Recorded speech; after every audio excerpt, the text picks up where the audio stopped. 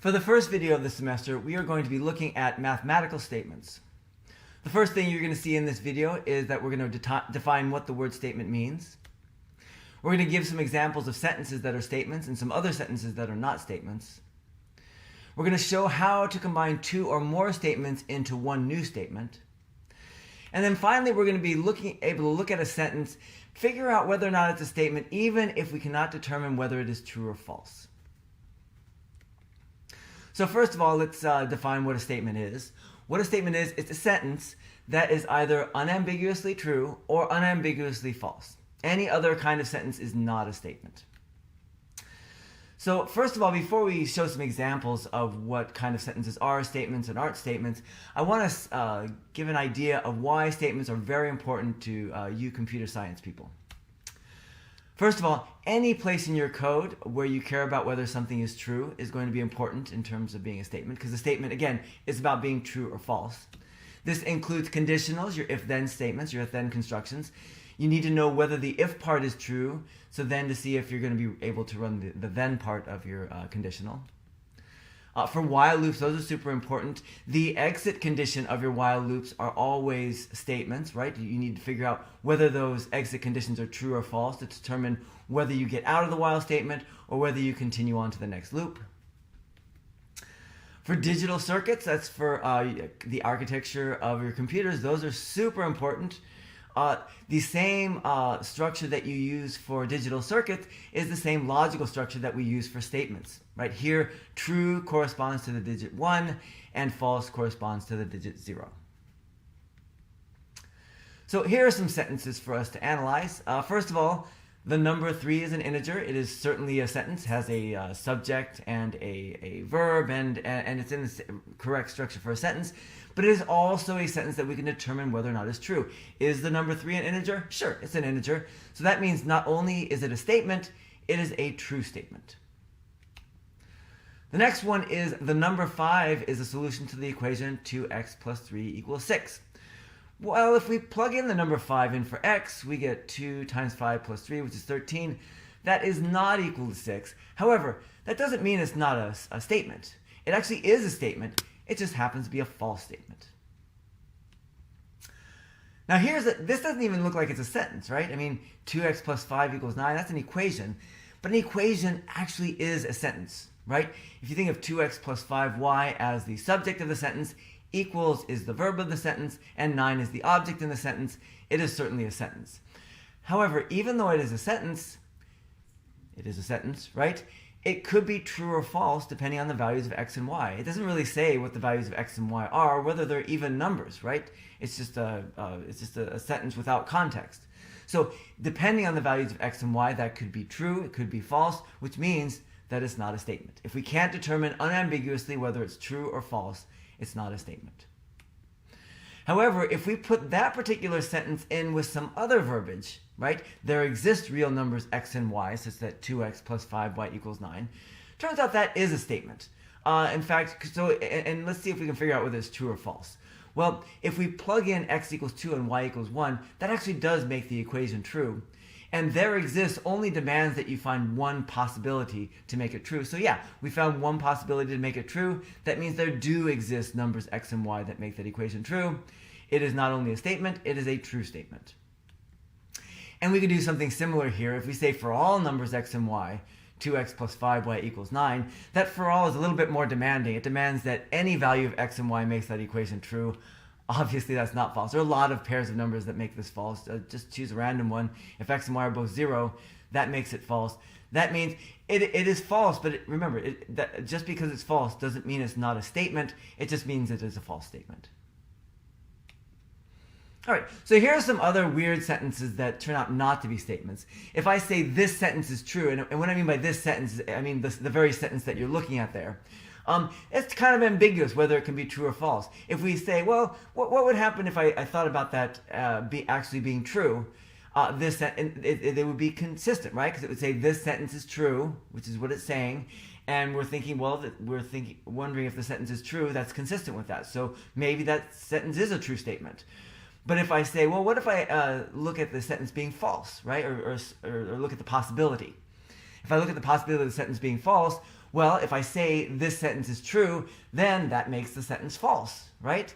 So this sentence is true is consistent with being both a true statement and with a false statement, which makes it ambiguous. And since it's ambiguous, might be true, might be false, not a statement. Here's another one that's not a statement for a kind of similar, but like in some ways very different reason. If I say this sentence is false, well, again, let's look at the possibility that that might be true. If it's true, then this sentence is false, has to be true. But that means the sentence itself is false because I'm saying it's false and that sentence is true. So at the same time, I've got to if I think that sentence is true, it's also saying that it's false, which also has to be true. So the sentence is true and false at the same time. That's ambiguous, right? That's contradictory. If I say, okay, fine, that means that it has to be false. Well, if it's false, the sentence is saying it's false, which means the sentence is true. So on the one hand, if I think of the possibility is the sentence is false, that implies the sentence itself has to be true because it's saying that it's false. And again, that's contradictory. So it can't be true, can't be false, either of those.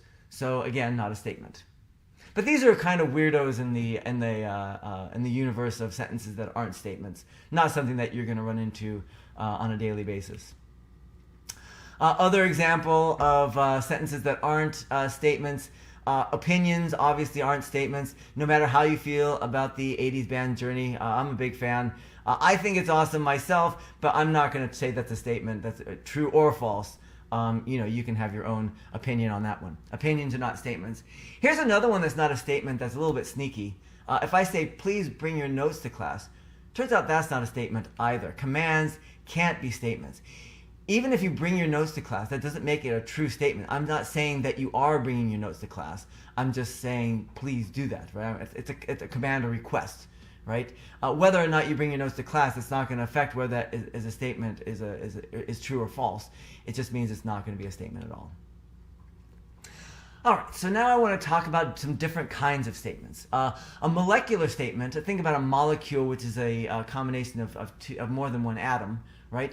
That is a statement that can be broken down into or think of as a combination of other statements. And an atomic statement can't be broken down into other statements. And let me give you an example of such a statement. So let's say I give you a statement, today I will do some yard work or I will take a nap. That is a statement, right? If I either do some yard work or take a nap or actually both, that'll make that a true statement. If I don't do either of those, it's going to be a false statement, right? But in any case, whatever I actually did, it's going to be a statement. However, notice that it is a statement, first of all, and it includes the other statements, I will do some yard work, also a statement, and I will take a nap, which is also a statement. So there are two statements sort of in that one statement that is connected by that conjunction or, right? That makes it a molecular statement. However, if you look at those individual components, those I will do some yard work or I will take a nap, individually, those are atomic statements because they can't be broken down into other statements. There are no other statements within those two statements. So those are atomic. Okay? Fine. And the next thing, I do want to talk a little bit about what the word or means because there is some ambiguity when we use that word. We use it for more than one purpose. And the examples that I like to give of that is first of all, the exclusive or, which you may be familiar with within your experience in programming. And this is, say, if you go to a restaurant and they say that you can have a soup or salad with your meal, and that means you can have soup, you can have salad, but you can't have both, right? It includes one or the other, but not both. That's an exclusive or.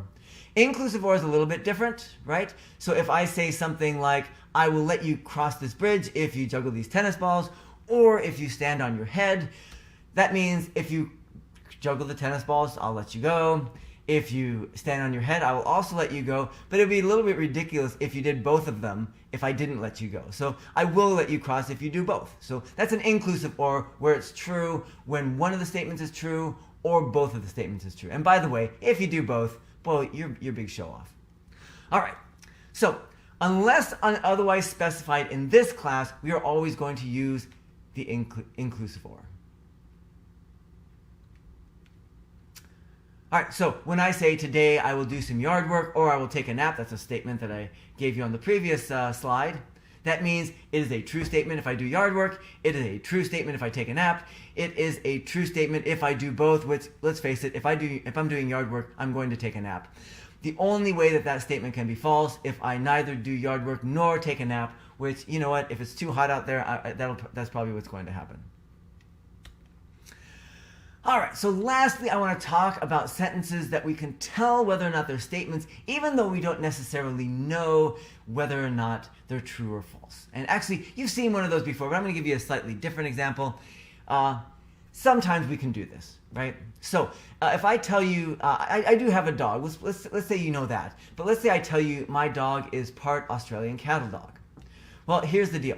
You have no idea what breed my dog is, unless you saw pictures of him, which I don't know why you would, right? But you don't know what breed my dog is, so there's no way that if you could tell whether it's true or false. Now, that doesn't mean that it's unambiguous, it's not a statement, because you do know there are only two possibilities, right? Either I'm telling the truth and my dog is part Australian cattle dog, or I'm lying and my dog is not part Australian cattle dog. It is not a situation that he is neither, because he does exist, right? He does exist, and either he is part Australian cattle dog or he is not. You have to choose one or the other in our reality, which means that in either of those two cases, that sentence is going to be a statement. If my dog happens to be part Australian cattle dog, that's a true statement. If not, it's a false statement. So even though we don't know whether it's a true statement or a false statement, we do know the sentence is a statement. So there are lots of sentences out there where you can say, yeah, that's a statement, even though I don't necessarily know whether it's true or false.